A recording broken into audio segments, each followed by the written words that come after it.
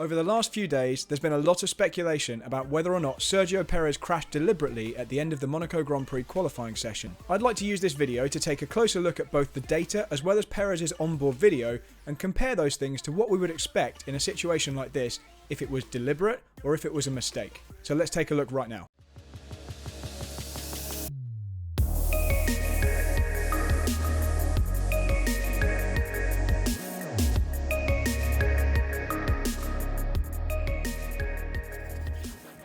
Now, the first thing I'd like to point out before we even look at the video or the data is that professional drivers tend to be quite bad at making a deliberate mistake look realistic once you have the ability to slow it down and look at it in more detail. Take Michael Schumacher at Monaco in 2006, for example. He decided to park his car at Rascasse to prevent Alonso from going any quicker at the end of qualifying. And at the time, in the car, it probably felt like it was a believable incident. And without onboard cameras and the ability to replay an incident, maybe the rest of us would have thought the same. But the moment you went back and watched the replay, it became obvious that he was responding to things that the car wasn't doing. He was effectively correcting understeer, which wasn't happening. And not only that, he was doing it in an exaggerated way. At high speed, it would have been difficult to tell. But looking back on the replay, it was clear. And it was a very similar thing with Nico Rosberg at Monaco in 2014. His steering inputs were not those of a driver trying to prevent a mistake, they were quite clearly the actions of a driver trying to provoke one of the tyres to lock. And although the Rosberg incident was never ultimately penalised, Lewis Hamilton's post-session interview was very telling after he'd had a chance to look at the data and he said to journalists, "I wish you could see what I've just seen." Effectively implying that the data was a big giveaway that Rosberg had done something very different to on any previous lap, making it obvious that he had deliberately made that mistake. So on to 2022 at Monaco, we've got the benefit of actually seeing Perez's data in a way we couldn't with Rosberg, although as with the Schumacher incident, I'd still say it was pretty obvious just from the onboard video. Now the key things to look at here are the driver's throttle and steering inputs, both before the loss of control begins as well as during it, to determine whether or not they intended it to start and whether or not they wanted it to finish. Basically, did they want the car to suffer a loss of control, or was it something they were actively trying to avoid and stop when it began? So in the case of Perez, we have these two channels of data. At the top we've got the speed line,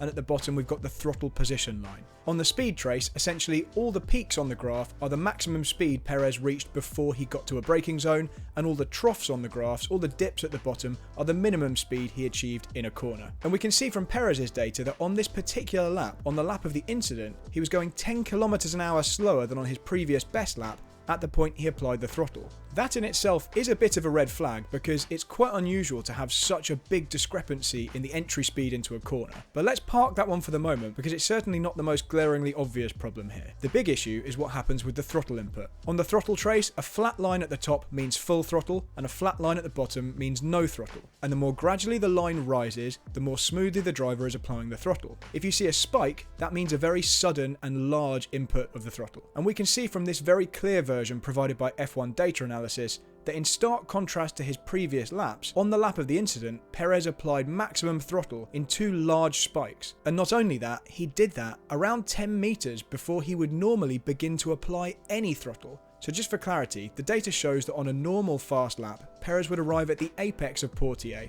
and then begin smoothly squeezing the throttle pedal in order to accelerate out of the corner without generating any oversteer. And because he's a professional driver, he knows that if you apply large amounts of throttle with large amounts of steering input, that induces oversteer. However, on the lap of the incident, he applies an order of magnitude more throttle than he would on a normal lap. And not only that, he does this many meters before the point where he would normally start squeezing the throttle progressively. That there is really the biggest giveaway that there's something extremely abnormal happening on this lap. But that could be explained away with a technical issue. It could be that Perez suffered a random throttle problem at that point. So let's give him the benefit of the doubt for the moment and let's look at the rest of the incident before we draw any firm conclusions. But I do need to point out that Red Bull haven't mentioned at any point that there was an issue with Perez's throttle. So far we have the 10 km an hour slower entry speed, the much earlier throttle application, and the much more severe throttle application. Those are definitely three things that you would look for if you wanted some oversteer on the exit of a corner. It's much easier to spin the wheels from a lower speed. Applying lots of throttle obviously is what you need to do to get the rear wheels to start spinning, and doing those things early in the corner mean that there's a lot of steering lock applied when you start to spin the wheels, hence a slide begins. But before we make our minds up, let's take a look at what Perez did with the steering after the slide began. because that's really how we can determine whether or not he wanted the slide to end or not. So first off, what we would expect in any situation where a driver suffers a sudden loss of rear traction is that they would turn into the slide. They'd apply opposite lock, and they'd do that subconsciously. There is basically no conscious thought involved in making that initial correction, because drivers have this muscle memory drilled into them from a very young age. They essentially can't help themselves from trying to save a slide. And in situations where they are deliberately spinning around, like say when they're doing a donut in a demonstration run, they have to actively override that initial reaction to allow the slide to continue. So if this was a genuine mistake, what we would expect Perez to do is sense that oversteer was beginning, and he would have been primed for that purely by the fact that he's turning right and applying throttle. So as a driver, you're naturally ready for oversteer in a rear-wheel drive car if you have steering lock applied and you're beginning to get on the gas. So then in sync with the rear moving, you'd expect him to turn into the slide, and in this situation that means turning severely to the left. Effectively, the vehicle is rotating around the front axle, and that means in order to keep it going the way you want to go, you have to turn into the slide. In reality, all you're doing is keeping the front wheels pointed down the track, but from his perspective, he'd be turning left hard. He'd be doing that in conjunction with fully removing the throttle input, and in most situations that would probably save the slide. And once again, for clarity, the more severe the slide, the bigger the oversteer, the more of a correction you need. Take a look at this example from Max Verstappen at Hungary this year, when he lost the rear going through the penultimate corner, in this instance turning to the right because the corner's a left-hander. Formula 1 cars don't have a lot of lock you can use, so you do run out of steering lock pretty quickly. But that puts even more emphasis on getting to maximum opposite lock as quickly as possible if you're really serious about saving a big slide. Now, when I first revisited this footage in the light of the Brazilian Grand Prix, I hadn't yet seen the data. But the thing that stood out most to me was Perez's total lack of steering input once the slide began. It actually looked bizarre to me to see a driver who was losing the rear of a car not make any attempt to turn into the slide, especially at Monaco, knowing the proximity of the barriers and understanding that you're going to hit something or fully lose control of the car unless you really nip that slide in the bud early on. At Monaco, more than anywhere else on the calendar, drivers will be making micro corrections all the time and be ready for the rear to slide. They know full well that the slow speed exits that Monaco provides, coupled with large amounts of steering lock as you begin to apply throttle, mean that you're often going to be encountering oversteer on exits, so the drivers are primed to make these small corrections, or bigger corrections if necessary, immediately. Yet in the example we're looking at here, Perez doesn't do that.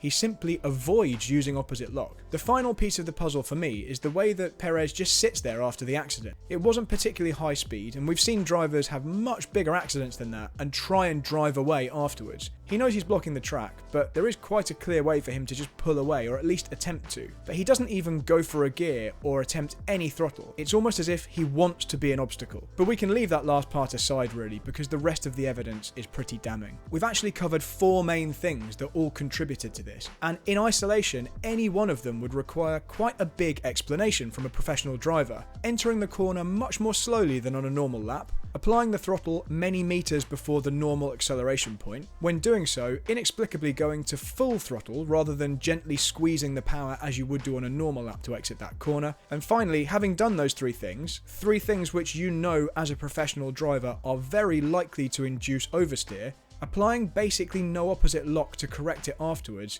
is the final nail in the coffin. So, in my professional opinion, and yes, YouTube comments, I'm not a Formula 1 driver, but my entire professional life has revolved around understanding the dynamics of exactly what we've been talking about here, and how drivers should respond to various situations when a car does certain things. I can't escape the fact that for whatever reason, and you can speculate about those reasons in the comments below, this was a deliberate act. Either Sergio Perez forgot how to be a professional driver for a few seconds, or the incident we've been looking at was deliberate.